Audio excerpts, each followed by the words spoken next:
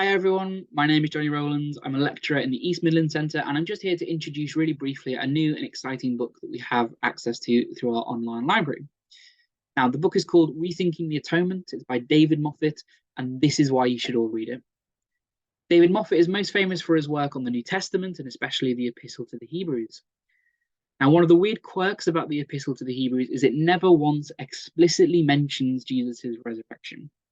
And so for decades, New Testament scholars thought that the author of Hebrews was completely unconcerned with the resurrection, that it had no impact on his theology, no impact on his Christology, and no impact on his understanding of salvation. This was the case until 2013. In 2013, David Moffit published his PhD thesis called Atonement and the Logic of Resurrection in the Epistle to the Hebrews. It's quite a challenging book to read. It's very dense, as you would expect from a PhD thesis, but it's completely changed our understanding of the text of Hebrews. One of Moffit's most important arguments is that Jesus' resurrection, even though it's not explicitly mentioned in Hebrews, is a precondition for his appointment as a priest. What he means by this is every time the author of Hebrews says, "You are a priest forever," in order for Jesus to serve as high priest forever, he must live as someone who has already died.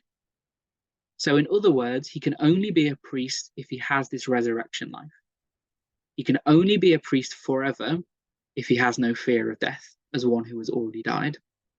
Now, this has all sorts of implications for how we understand Christology and soteriology.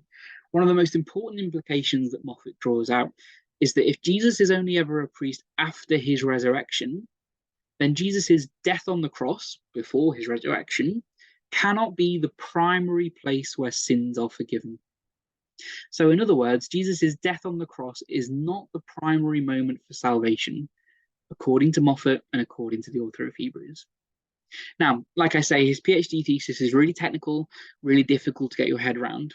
So this new book, Rethinking the Atonement, is fantastic. It takes all of those thoughts that he makes in his PhD thesis and it makes them much more accessible, much easier to understand, and crucially, he expands it beyond the text of Hebrews and applies it to the whole of the New Testament. I would really recommend checking this book out.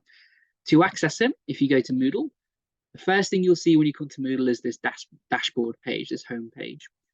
Under click key links, click down here for libraries. That will take you to this brand new library page that we have. Scroll down a little bit and you'll get this discovery bar.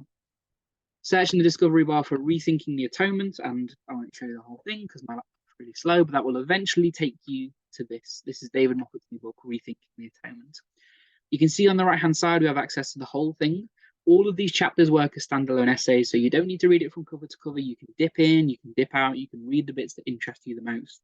This will be a really challenging, really thought-provoking read, and it will transform everything that you thought you knew about atonement in New Testament theology.